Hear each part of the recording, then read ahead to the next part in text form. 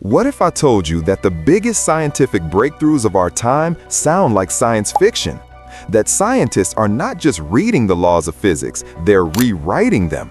That they're creating materials that can literally breathe gases and unlocking the deepest secrets of our body's defense system to turn it against our most feared diseases. Tonight, we dive into the 2025 Nobel Prizes, and I promise you, the future has never looked more incredible. Strap in. From the ghostly world of quantum mechanics, let's talk about something a bit more tangible but no less miraculous. What if you had a sponge so powerful that 1 gram of it had the surface area of a football field? A sponge that could be programmed to soak up one specific thing from the air, like carbon dioxide, and then release it on command? This is not a dream. This is the work of our Nobel laureates in chemistry, Kitagawa, Robson, and Yagi. They are the master architects of the molecular world, and they created something called MOFs, metal organic frameworks. But this discovery didn't happen overnight. It was a 30-year odyssey to rewrite the rules of matter. It began in the late 80s with Richard Robson in Australia. While the world believed crystals were rigid and unchangeable, Robson imagined them as scaffolding. He proposed that we could replace the solid walls of crystals with rods and nodes, creating a network with infinite possibilities. He drew the blueprint. Then, in Japan, Susumu Kitagawa breathed life into that blueprint. In the late 90s, he proved that these porous frameworks weren't just fragile curiosities. They could actually trap gases at room temperature. He showed us that these materials could function like a molecular lung. And finally, Omar Yagi in the United States changed the game forever. He coined the term metal organic frameworks, MOFs. Yagi developed reticular chemistry, a way to snap these molecular blocks together with the ease of Lego bricks, creating structures that were not only porous, but incredibly stable. Think of it like building a skyscraper out of Legos. The metal ions are the connecting hubs. The organic molecules are the bricks.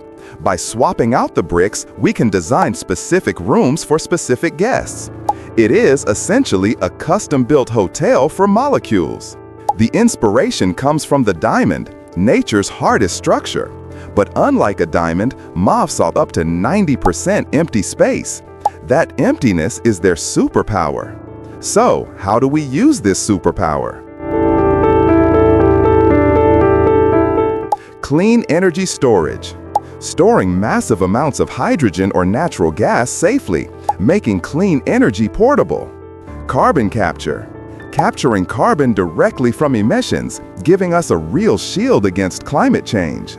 Water harvesting. And perhaps most beautifully, pulling drinking water out of thin desert air. Robson, Kitagawa, and Yagi didn't just discover a new material. They gave us a new grammar for writing the future of matter.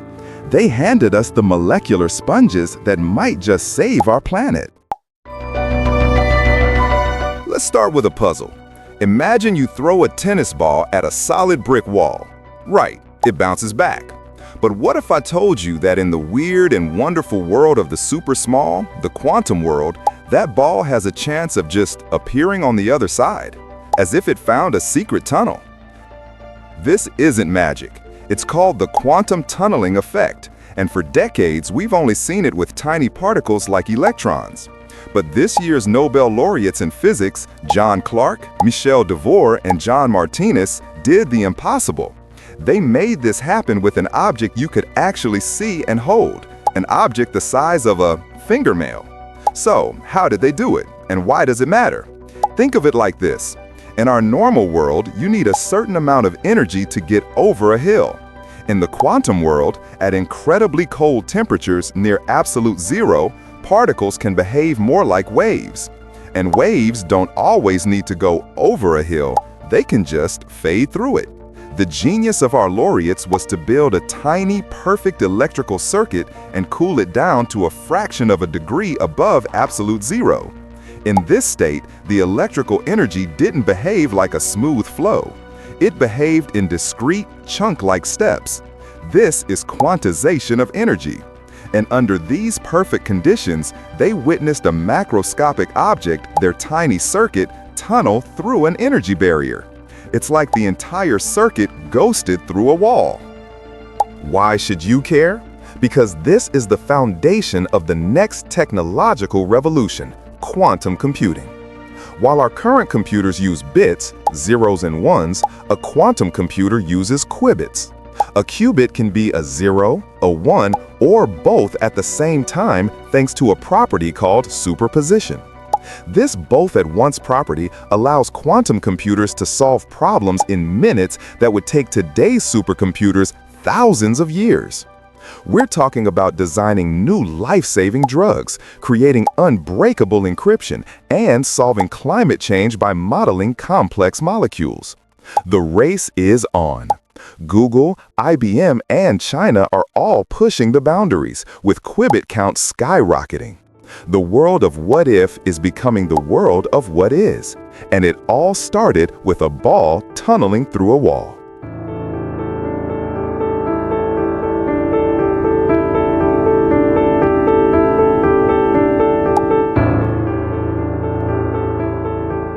Finally, we turn inward to the most complex system we know, the human body. We all know our immune system. It's our army, our defense force against bacteria, viruses, and cancer. But what stops this powerful army from turning its weapons on us? What prevents our own body from declaring civil war? This is the mystery of autoimmune diseases like MS, rheumatoid arthritis, and type 1 diabetes.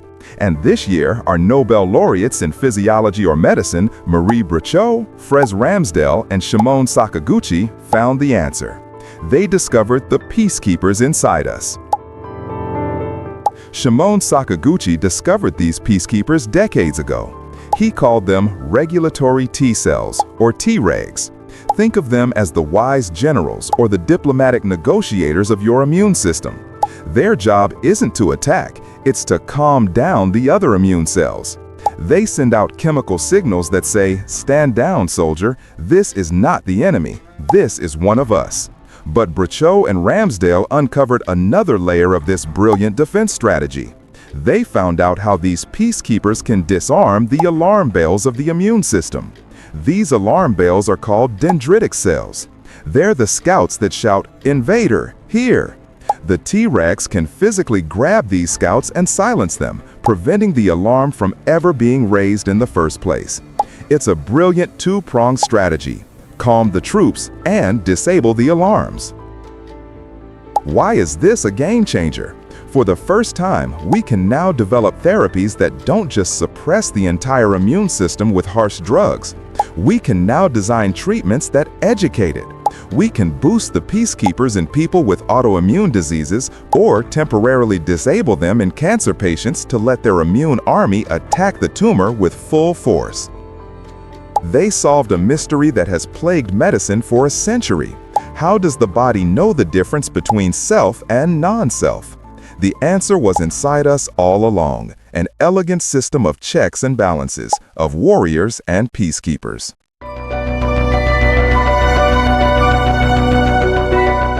From the ghostly quantum realm that challenges reality, to the molecular scaffolds designed to save our climate, and down to the very cells in our blood that hold the secrets of life. The 2025 Nobel Prizes tell us a single powerful story. They show us that the greatest adventures in science are no longer just about observing the world. They are about shaping it. We are no longer passengers on this planet. We are becoming its architects. We are building computers that can dream, weaving molecular sponges to heal our atmosphere, and learning to speak the biological language of our own bodies. These prizes aren't just trophies for the past. They are a roadmap, a blueprint for a world where cancer is curable, energy is limitless, and the air is clean. That future isn't 100 years away. It is happening in labs, in hospitals, and in equations right now. The tools are in our hands. The question is no longer, can we do it? It is, what will we build next?